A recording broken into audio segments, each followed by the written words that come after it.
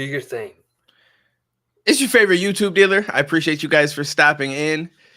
I'm not sure what I'm going to say after this, but it's podcast. Here we are. Facts. What do it do, ladies and gentlemen? It is your boy CJ back at it like a bad habit. If you want something, go grab it. Today, we are not doing a wrestling review. We are not doing any reaction videos. We are talking to one of the kings of reaction videos, my humble opinion, Mr. Duane TV in the building. Duane, what is good, my friend? Yeah, I appreciate that. I don't know if it's that, but I'll take it. I'll take the compliments. I'm down with it. Listen, I'm not gonna lie to you. I am a connoisseur of reaction videos. Canal in the chat. What's good, Canal? He says, here we go. Facts. Appreciate you, Canal, for stopping in. Like I said, I am a connoisseur of reaction videos. I follow a bunch of reaction channels, and you are probably my top three.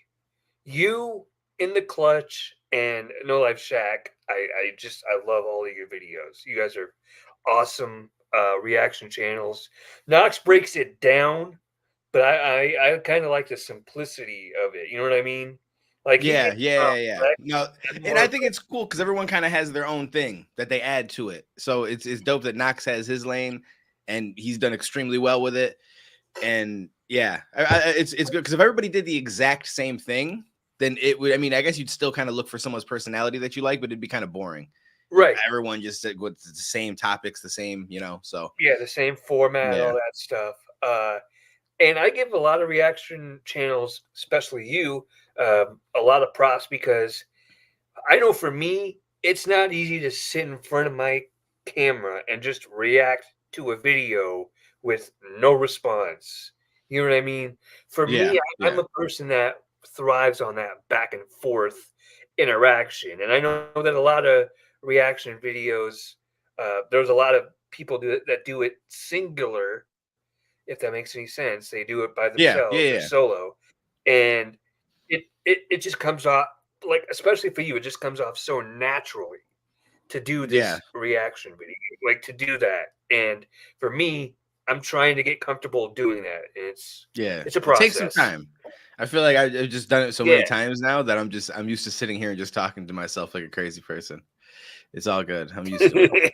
But it does take getting used to, because for a while it's weird, like the camera's on me and there's no one to talk to. It's like when you have somebody there, like some people that do like the joint reactions, I also feel like they get more views easier to an extent because people like to see the back and forth too between people. So sometimes having an extra person, like if I were to invite somebody to come and do reactions with me every so often, I feel like those videos would probably do better, just because for whatever, people just like that, like you're talking to them about what they're listening to, but then they also like to see that back and forth between you and somebody else. I might give it a shot sometime and just see, just as like a test to see if the views do better.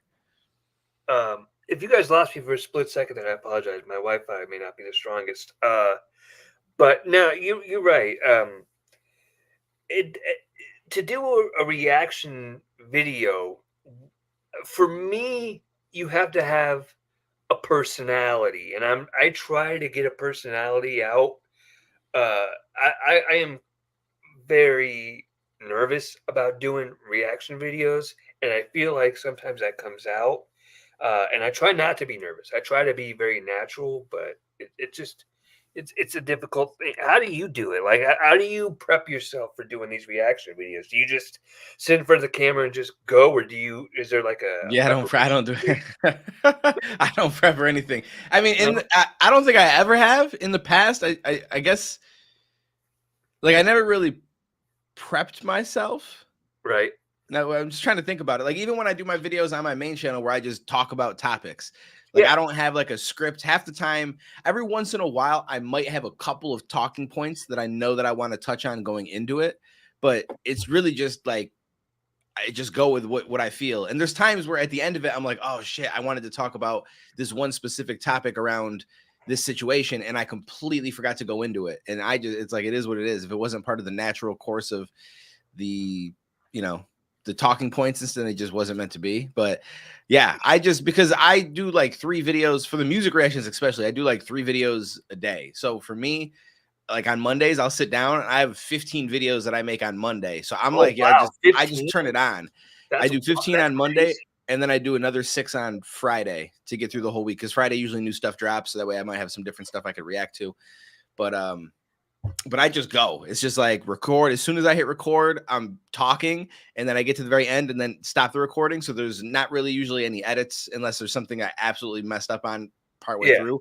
But otherwise, I just roll with it because it's like I don't got time to edit. I don't got time to. There's just too many videos to fuck Yeah. around with like that. So I've just gotten down, just roll with it and just make it work. So And for our channel, and this is something I'm kind of learning, when I go live, I've learned that my recorded videos actually do a lot better than if I go live by myself. Like I could tell you I have done a reaction video. I did a reaction video for Not Like Us, the not the music video, but when it first dropped, like the very first time it dropped. I think I did a live for that one. Um, as I'm looking through here, when did Not Like Us? Oh, right here, it dropped, and that had 5 views, and that was a live stream. But then I go into my videos, my regular videos, and if I'm going by views, my highest view is not 13. It's a lot more than that. It's the Eminem Houdini reaction, the that one, which has 1,471 views. So I'm kind of learning, like, okay, recorded is better than live for my channel.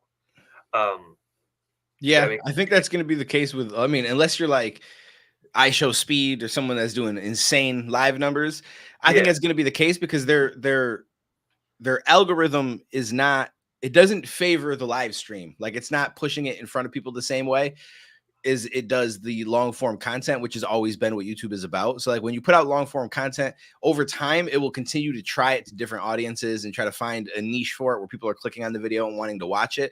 Whereas your live stream, when you're live, if people don't already know who you are, it's not super easy to just go in and find somebody based on the topic or like it's just not the greatest system yet. And I mean, it works well to an extent, but you almost need to gather a following through the recorded long form content or the shorts and then yeah. transfer that over to a live stream. And then if you start to get a lot, I'm sure they start to promote it a little bit more, but it just doesn't, yeah, it doesn't work out the same. Before we continue, Dwayne, I just gotta say one thing. Hey, Pepsi, sponsor your boys, and if you don't, hey, as Dwayne likes to say, your mom's not safe. Exactly. So Yeah, that is funny. I'm with the Pepsi sponsorship. I'm down. Yeah, I'm down for a Pepsi sponsorship too. I drink all their products. I have a bunch of 12 packs in the fridge outside. I don't drink them. Well, I do drink Pepsi daily, but I'm not just like pounding 12 packs in a day. Like I'm not doing that. That'd be crazy. I do like 2 a day. Listen, if they sponsor me, I will start to drink Pepsi. Right? Or I mean, any brand. I do. It's just once in a great while. But if they Yeah, sponsored me, I'll drink a Pepsi a day happily. Pepsi a day keeps the monsters away, so they say. Yeah. So one thing, just to get this out of the way, uh, yay, product placement, says Canal. Yeah, product placement here. What up, Canal? Right here. I don't really have a place I could just set this down where people could see it, but So you're not prepared for the sponsorship. you know, I wish I had like I used to have a chair that had a cup holder. I think it's still downstairs in my basement, but let's just get this topic out of the way because I have a lot of people on my channel that follow this. Am I solo now, Kizzy? No, I don't know where Frank is. He must be still sleeping. I mean, he must be still sleeping. Appreciate you guys. Appreciate you for stopping in, Kizzy. I'm not sure where Frank is, and Tro only joins me for like the review episodes that we do. Frank is slacking. Frank is lacking, man. Well, Frank is probably napping. Is what he's doing. I mean, it's 10 a.m. your time, so he's probably out there sleeping.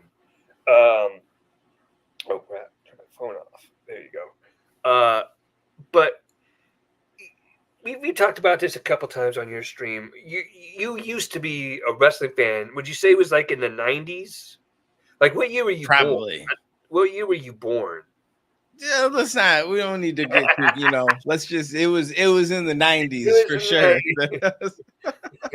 Well, I was born in 93. I'm 31, so I mean, yeah, I might be. I might be a little bit older, but yeah, I'm not trying to throw you under the bus or nothing. I'm sorry, but no, I'm just fucking with you. But I was I don't know when I stopped watching wrestling. It was also I also stopped in the 90s. Like the last people that I remember were like I feel like when I stopped watching, like I want to say like Stone Cold was still going strong. Like all those guys, I want to say I don't even know if Bret Hart had retired at this point. Like this is a long time ago. Like I don't remember. I've never seen John Cena. I mean, I have seen him obviously because he's popular, so I know who he is. But as far as when I was watching wrestling, I never saw John Cena, never saw Brock Lesnar. I never Randy Orton. No, none of these guys. Rey Mysterio, Rey Mysterio was around forever. Did you ever see the Hardys or Edge and Christian? Yeah. Okay. Yeah. The Dudley Boys. You remember that? Okay. Yeah. Brett. So this is a topic that we could talk about, I guess. WCW folded in 2001, and they had a documentary recently on Vice called "Who Killed WCW." Because Vince McMahon bought out the company in 01. He purchased his competition. And there's a lot of blame in the wrestling fandom, as there always will be in any fandom. You're going to, this person did this, and, like you're always going to have sides, right? That's just the nature of America. Your device, it's just divided. Right. I was like, that's just the nature of America. That's, accurate. Yeah. Unfortunately. But wrestling fans, they want to sit here and point fingers at, Vince Russo, who was a match booker. Like he was like a match creator. He made the matches and stuff like that. He was in charge of creative at WCW at one point. So was Eric Bischoff.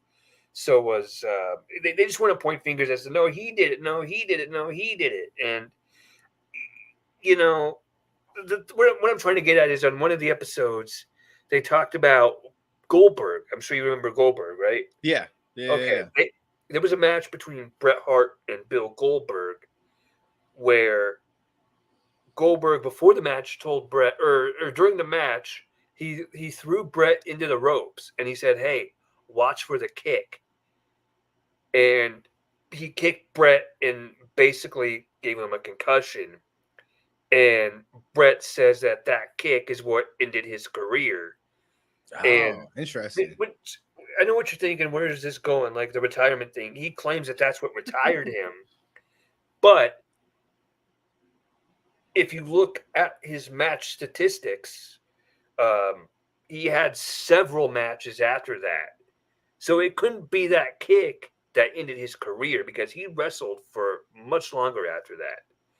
I mean, that would be like MGK saying Eminem ended my rap career, but then he goes on to rap after that. Does that make sense?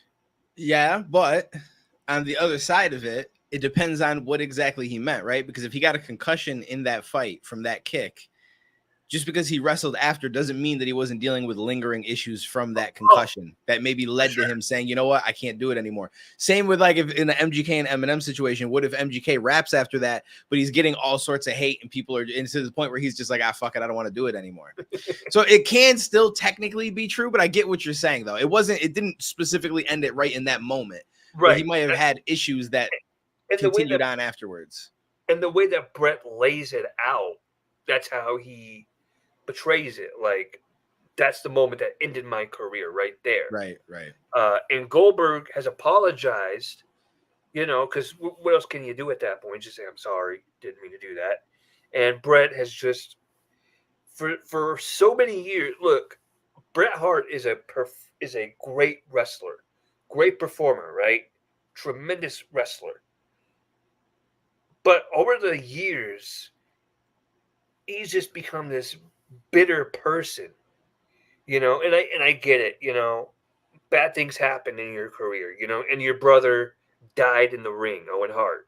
Yeah, that was crazy. I That remember that. was we'll get into some of that, and we'll get into wrestler deaths in a minute. Um, but that one was crazy. But and I get that. And I guess I'll ask you this: do you think that WWF at the time, WWF was responsible for that death of Owen? I mean, I don't know why. I mean, it's not like I don't know the situation. Right. Did he not want to do that and they forced him to do it? Then I would say yes. But if he was down with that entrance and the shit just malfunctioned and went wrong, then it's just I mean, an unfortunate situation. I think he was nervous to do it, but he was still willing to do it. Then he got up there and it malfunctioned, and what happened after that. But Brett is like, but Brett and Owen's wife, widow, and his kids are like, no, we hold Vince McMahon solely responsible for that, and all that stuff. And I get it. You lost your husband, you lost your brother, you lost your dad. You're heartbroken. You're upset. You're emotional. Don't let that cloud your judgment, which is easier said than done. Looking on the outside, right? But I don't know. I don't really follow the notion that the wrestling company, the WWF, is responsible for that, solely responsible. I think a lot of blame has to go on the people that made the harness, because that harness is what snapped.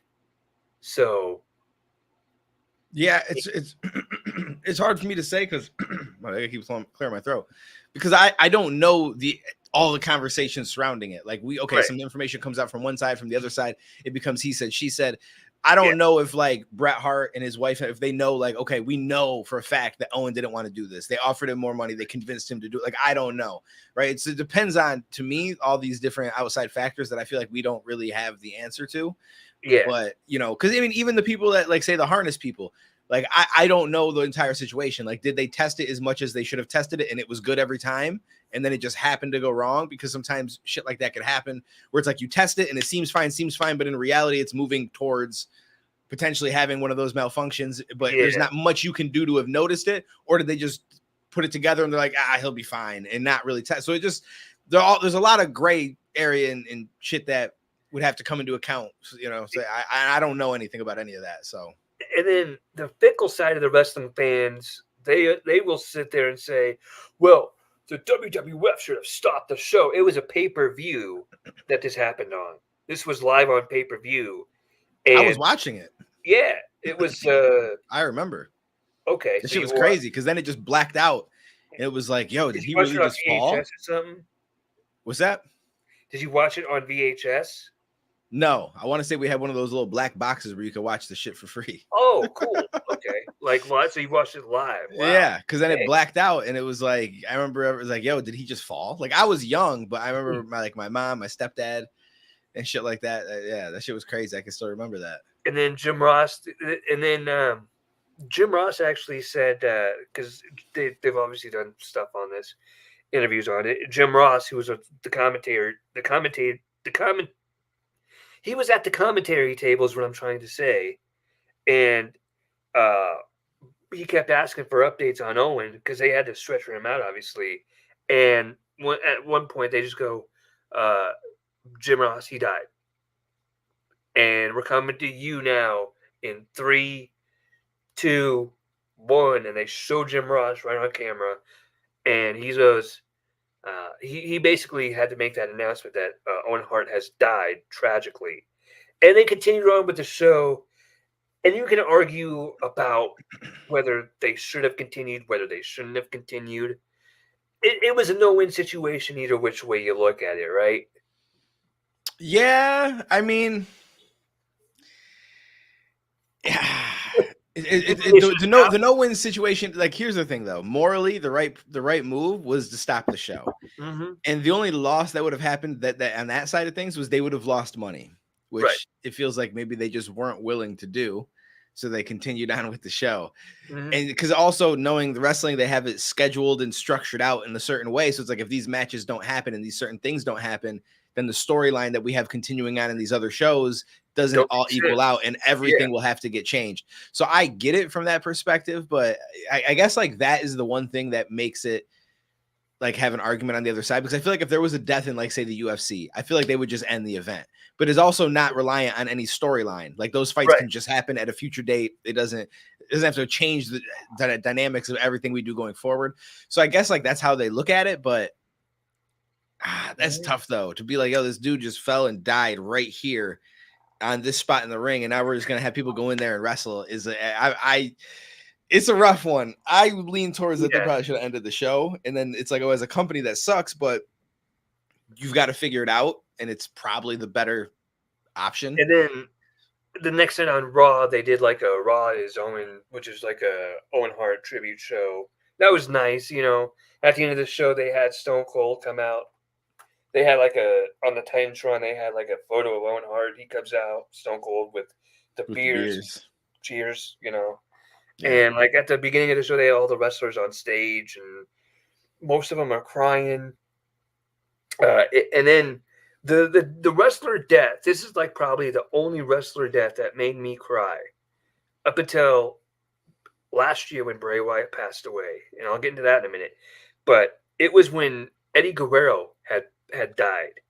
Oh, that one. I remember where I was when I read the news. I was at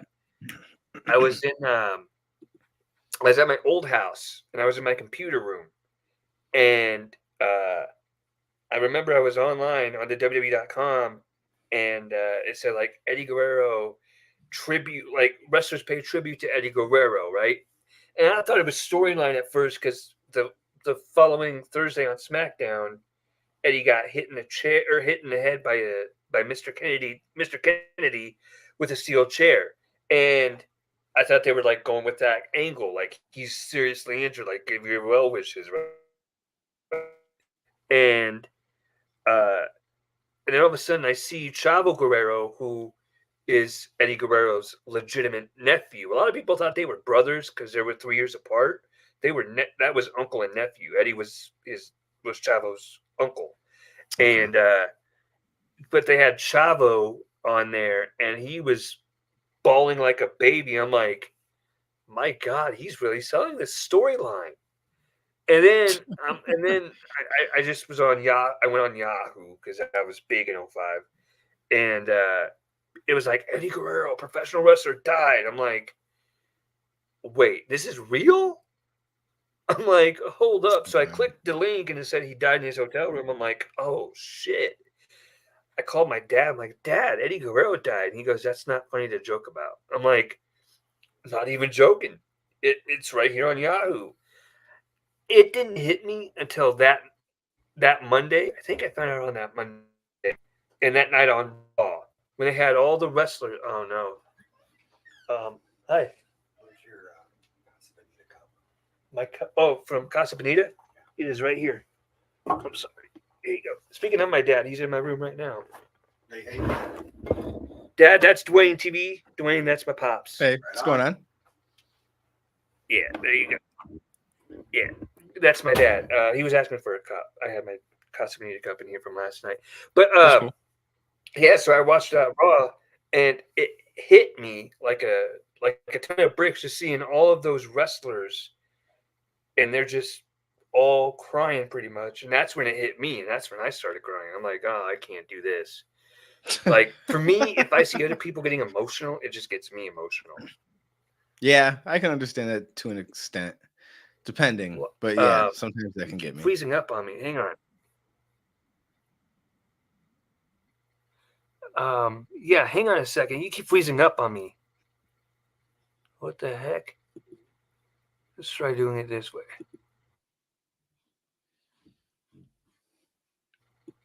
Did I lose you? No, I still hear you. Oh, like you were freezing for me sometimes, but I just assumed it was your Wi-Fi.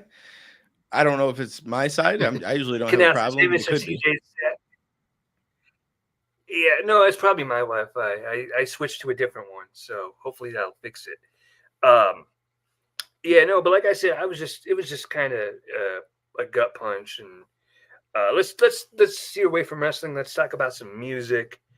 I tried listening to the Eminem album backwards, the new one, because I saw your video, I saw Shaq's video, and I'm like, let me try. So I tried it. It just didn't compute. It didn't make sense. It was I just don't weird. think that it's meant to be backwards. I get where people are coming from, and I get some of the points that people made, but I just feel like there's holes that can't be corrected. And some people's thoughts are like, well, in the one skit, there's footsteps at the end, and then it goes right into the Toby video when you go in reverse. It's like, okay, but like that to me is like a coincidence thing. I just don't think that that has any relevance at all. That doesn't tell me that it's meant to go backwards. Also, some of the conversations don't make sense backwards to me. Like to me, it doesn't make sense that Eminem is going to call Paul and be like, yo, I had this crazy dream, and he's going to tell him all of this stuff that we wouldn't have experienced yet in the song because we're going backwards as opposed to forward when we experienced everything. And then he says, yo, I think I had this crazy dream. It just that the context of it makes way more sense in the right order.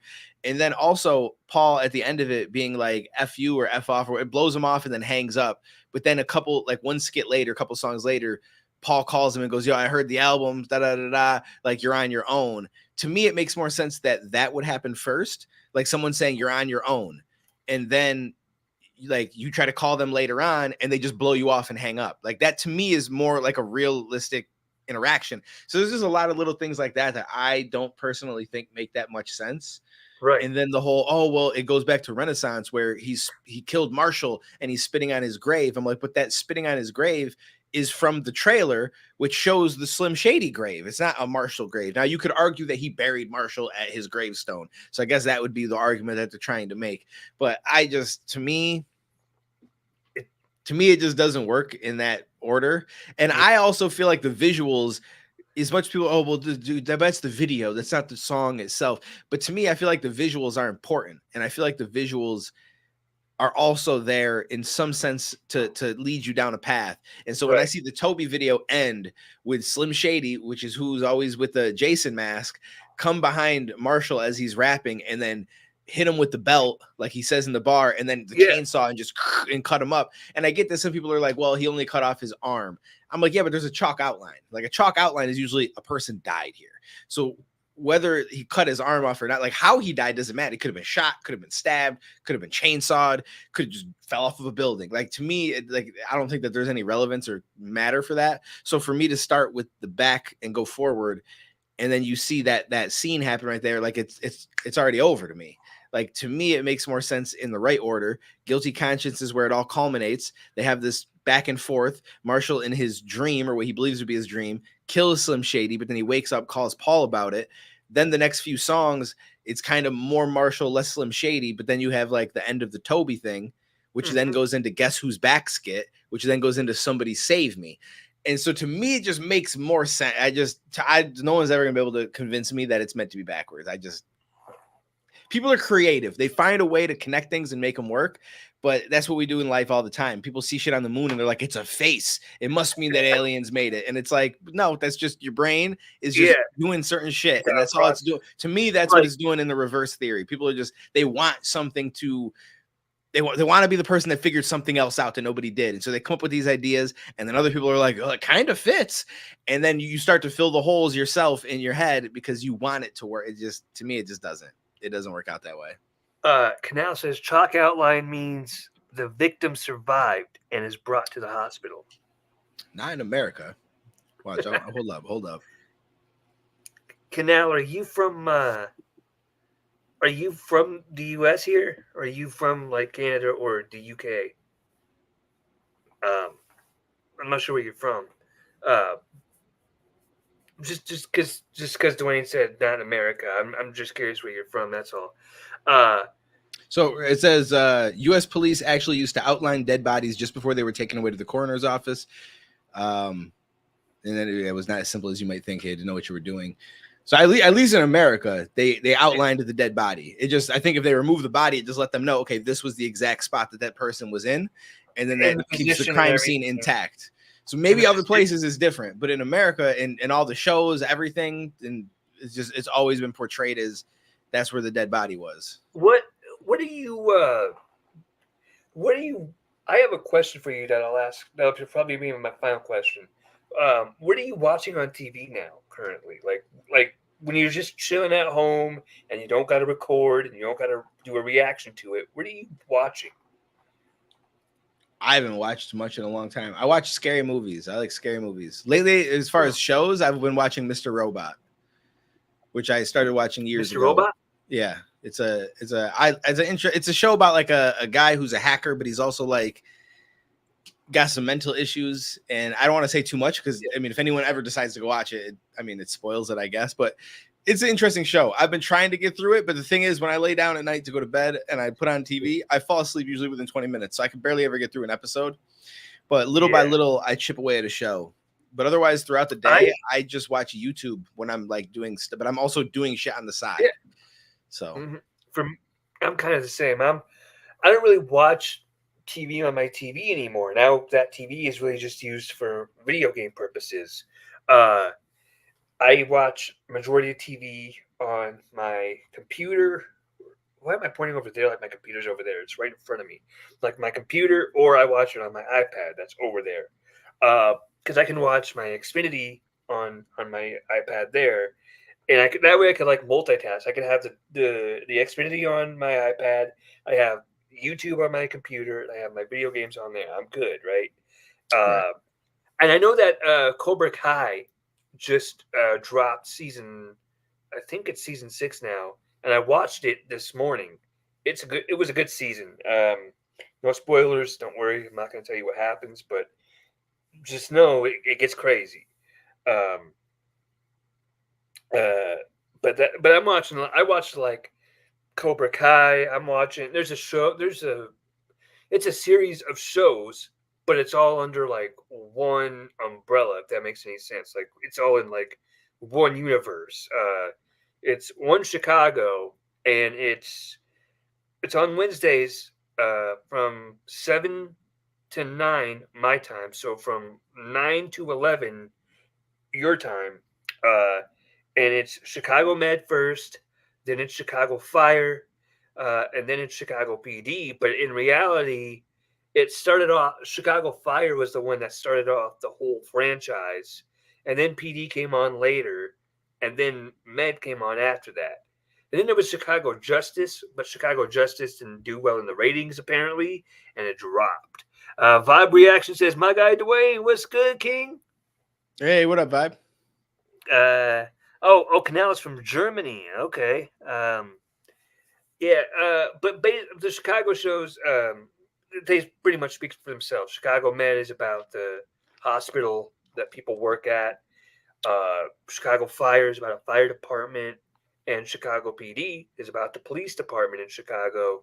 And it was dope how they did it because there's a character on Chicago PD that actually got his start. He's a good guy on Chicago PD. He's the main character on Chicago PD, Sergeant Voight, and he actually started off as a villain on Chicago Fire. So his transition from a bad guy to because he was arrested in Chicago Fire, so he got arrested, he got out, and he became sergeant. It was a great transition. I love it. And I would if you like cop shows or like those kinds of shows, I would recommend those. Are you a fan of are you a fan of documentaries at all? It depends. I go through moods of types of shit that I like to watch. Yeah. I've watched documentary style stuff before, but I probably haven't for quite a while. There's a documentary on Netflix about the making of this song "We Are the World" from 1985. That would be very interesting documentary. Yeah, I'm sorry. Cool. I said that'd be pretty cool. I actually would enjoy that. I think. Yeah, it's a really cool like behind the scenes kind of thing. Lionel Richie tells a funny story about being in Michael Jackson's house and a snake comes along, and like he's hanging out in the house. And all of a sudden, like he sees records getting knocked down, and then all of a sudden he like feels like a hot breath over him, and he looks, and it's a snake. And he jumps up, he screams, right? And Michael's like, "Why are you afraid?" That's my pet. He's like, because that's a snake. Hey, Why else would I be afraid of it? Snakes are cool pets. I didn't know that he ever had snakes. So, that's interesting. Michael, he also tells a story. He also tells a story in that same segment about Michael's dog fighting with his bird, where like the dog is barking at the bird and the bird's telling the dog shut up. Basically, it's hilarious. But I just let's talk about like some of your music here, because you're a rapper. What do you focus on when you write your music?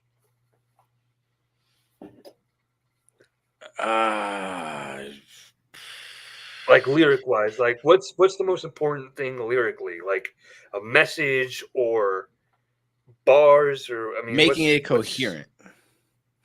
Making it coherent. Okay. Making it coherent. No, yeah. One second, I'm gonna take a couple Tylenol.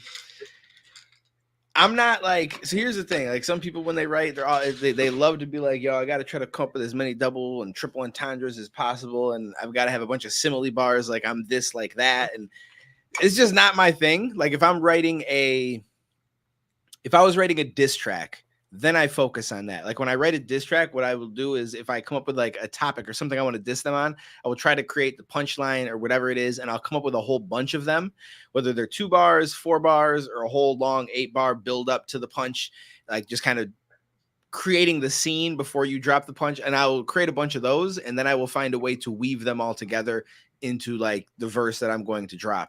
If I'm doing a song, I just write it from the beginning to the end. And it's just, I don't really care that much. Like every once in a while, there might be something like that in there, but it has to naturally or feel or just organically kind of come about. Otherwise, it's just like, it's why I'm not like the biggest fan of doing like, yo, I'm just going to like a going in rap song. Like I'm just going to rap, because then at that point, like you do kind of have to create shit like that, because otherwise it's like, what are you talking about? But that's why I like doing the songs more like You Gotta Save Me or I Got a Problem, where it's just more like, okay, this is like personal, the way that you feel. And like from one thing that you say, it's very easy to branch into the next thing, into the next thing, into the next thing. Cause it's just, you just kind of just go with what makes sense. Right. But I feel like having a strong vocabulary is important, in my opinion, to being extremely good. I think some of the best, at least who I consider the best writers in rap, I think they have an extremely strong vocabulary. Who do you think is the best writers in rap? Oh, it's tough. It's tough because it just really depends. Like I think storytelling wise, I think Joyner Lucas might be the best. Nas is obviously up there. There's a lot of like great storytellers, but I think he's consistently proven that he might be the best. Like the Broski, the I forget what it was, like the is it the I'm Not a Racist or something like in the past, and he had a Happy Birthday. Like he's had so many like really amazing storytelling tracks. I feel like to me, you've got to give it to him. I feel like as far as playing with words and you know, like stretching them and stuff like if you listen that. to some of the shit that M did on his album, or like, you know, I feel like M has evolved into being extremely good at just the way that he plays with words. It's probably the best way that I can put it. But I think in different aspects, there's different people that I would put ahead of others. Probably my favorite wordplay on the new Eminem album is that whole cornered scheme. I just love that scheme. It was where he's talking about like I'm a nerd to the core, just a core nerd, and then till I'm cornered, and I'm the coroner. That was just fantastic stuff. I love that. I just got to reference this because I reference this all the time in your Twitch. So it would be wrong not to mention it here, but I love your bar in the Worldwide Cypher Takeover where you said, talk about gun bars, most do them wrong because dude's mad lost. Like, let me go and shoot at y'all. I got a gun so big it's like a blue rag 4. My 9's in the side pocket. My pool game's strong. I love that. I absolutely love that. And That was just good stuff. That's one of my favorite bars. I always quote it to you, and you never catch it. I always forget you because it's been so long, and I don't remember half the shit I wrote sometimes. So it gets me. But yeah, so like I do like doing stuff like that, but I just don't make a point to do it like try to do something like that every single bar. Yeah. I don't even know that I can. I'm not even sitting here being like, well, I could do it, but I just choose not to. It's just like, because then I'm like, I do that bar. Then if I try to do one out, the next one, I'm like, well, it's got to be that good, or it's got to be one up from there. And then, and it just becomes this like chasing this thing. So for me, it's just like, if it naturally comes about, like that bar just felt like it just naturally came. It just, like, yeah, it's I like, ran with it. Once you do that, you set the bar high, but now you got to go and reset the bar even higher, like that kind of thing. Yeah, and some people are good at doing it, and that, hey, if that's their style, then I think it works well. But right, some people can just do it and do it effortlessly. Like Dax, I mean, when he does the remix challenge, like not challenge, when he does the remixes, I mean, he did like a 20-minute remix, or not a remix, but like a 20-minute freestyle, and he just like it was just like bar after bar. It was effortless, and that was just entertaining to me. One more question, and then we'll let you get out of here because I know you got stuff you got to go do. And this is the question I wanted to ask. You said that for a while there, you just turned music off. Was there like a specific, like, what made you turn music off, and then what made you come back to it? I guess that's two questions. I don't think that I came back to it, being honest with you. So I'll explain. In 2012, I was going to try to put together a project that, looking back, I feel like the name was kind of corny to me. But at the time, I'm like, I was super into like the thought of aliens and like just all these theories I thought were so cool and shit like that. So I wanted to name the project Unidentified Flying Artist. That would be dope, actually. And so I was working on a project, and one of the songs on it, I think actually ended up coming out, was What If, at some point I put out. But that was initially from that back in 2012. And I had a few songs together. And I want to say I stopped listening to a lot of music then, or I started to, because in my mind, I felt like when I would listen to shit, and then if I went home and I wanted to write music that night, like I feel like I would be too inspired or too like that shit would be in my head, and I'd feel like I'd almost write towards what I heard, and I didn't want it to like alter what I thought. I wanted it to just be, it is what it is. So I started to like listen to a little bit less music as I tried to work on the project. And I don't remember exactly the timeline of what happened, but all I know is like, then I had gotten a job somewhere at like a Radio Shack, which didn't take up all my time, but then like, there was a girl that I met that worked at the mall as well. And so I hang out with her. And so I stopped not focusing on the music as much. And then literally a year to the day of working at Radio Shack, I got a job at AT&T.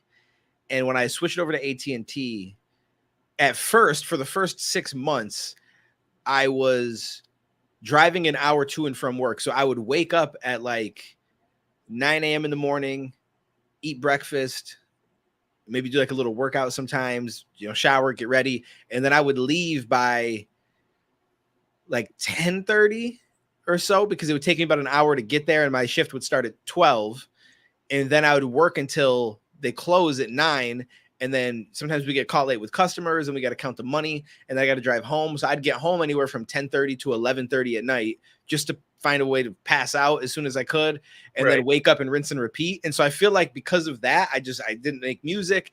Even though I was driving an hour to and from, I wasn't listening to music. I think I would listen to like some podcasts. Like I was listening to Joe Rogan's podcast and different shit like that. Cause I'm like, all right, an hour drive, I can knock out a podcast there and back in a day. So I was listening to that shit. And then I don't know, like in that period of time of just not really listening to music, I kind of just fell out of it. So when I transferred back to an AT&T close to my house, I just never went back to listening to music really. I just worked and did whatever. So I missed like all of the middle albums from Eminem. I missed a lot of the main music from like J. Cole, from Kendrick, like as all these dudes started to really like blow up more and put out albums and shit. And I never listened or knew much about any of them. And then in 2016, you missed the Macklemore craze. What's that? I said you missed the Macklemore craze there. Yeah, I didn't catch a lot of the a lot of that stuff. And then in 2016, 2017. Like I had uploaded a music video in 2012 to YouTube, but I didn't know what YouTube was. And so I didn't really understand what I was doing. I just kind of uploaded it. I'm like, all right, there's a music video somewhere now. Cool. And then I kind of just left it alone. And in 2016, 2017, somebody at work at AT&T mentioned PewDiePie. And I'm like, the fuck is a PewDiePie? I was so confused. And they explained to me that he does YouTube and he's got this many subscribers. And I was like, wait, like, it just didn't make any sense. I didn't understand how that all works. So then they showed me videos of him, and then I went on and I found Twitch, and I started to watch streamers like Josh OG and Summit 1G and Ninja and H1Z1 before he blew up with Fortnite. Dr. Disrespect, who is now he who must not be named. But these are people that I saw. These are the guys that I saw back then, and I was intrigued. I'm like, okay, this is interesting. And then I started to find some of like the gaming groups and shit like that, like FaZe. At the time, I think the very first one that I found was Team Caliber. And I'm like, wait, they have a gaming house where they all just like live together and make content like that. I was like, yo, that sounds fucking cool. Like, okay. I was like, this sounds like fun. So I started to like learn about that shit and learn about that space. And then I was like, all right, I want to give it a shot. So in 2017, I started to try to stream on Twitch, and I would play like Overwatch or PUBG, a couple of different games. And I was not consistent. I still go live on Twitch now, yeah, but if I was consistent from back then until now, I feel like my Twitch would be a whole different ball game. But I was never very consistent because I wasn't really sure, and I also was working all day long. So I'd come home and I'd always be in the mood to do shit. I would try to cut stuff up and upload it to YouTube, which I think a lot of those are privated, but I have a lot of like my main YouTube was all gaming videos, like different games. I would chop it up. I would spend hours trying to edit it properly, which I feel like I need to get back to doing because I was proud of some of the content that I put together. I didn't feel as comfortable on camera though, and I didn't understand as much as I do now. So I feel like I can make the content even better if I would invest the amount of time that I did back then. But I was doing shit like that. Then I stopped for a while, and then I want to say I was looking at my channel, and the very first reaction I think that I did that was music was when Deji and Randolph were dissing each other. Okay. And like years ago. And I think the reason why I think that I reacted to it was because as I was doing streams and stuff like that, I started to watch some YouTube, and I came across KSI and Deji, and I seen Logan Paul and Jake Paul, and I'm seeing all these guys. And so I'm like, okay, this is interesting. So I'm now learning more about YouTube and uploading there and not just about Twitch.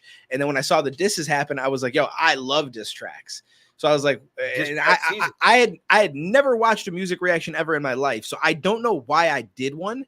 I don't know if I did it because I just wanted to talk about it, or if somebody put it in front of me and said, hey, you should do this. I can't recall, but I just did a reaction to those two. And I'm like, oh shit, these got like over 1,000 views. At the time, I'm pulling like 30 views a video, besides a few like creative videos that I came up with that did like 20, 30,000, but it didn't get me any subs.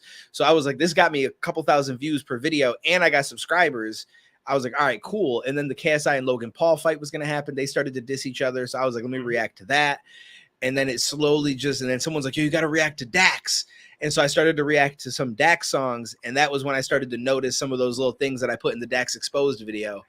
And then but at that time I was still doing reactions and gaming content, because in my mind, I'm like, maybe they'll watch the reaction and then watch my gaming content. But after the Dax Exposed video, so many people, maybe if I put this, yeah, I was just hoping to funnel people over to what I wanted to do. Yeah, if I promote it here, then I can build it over here as well.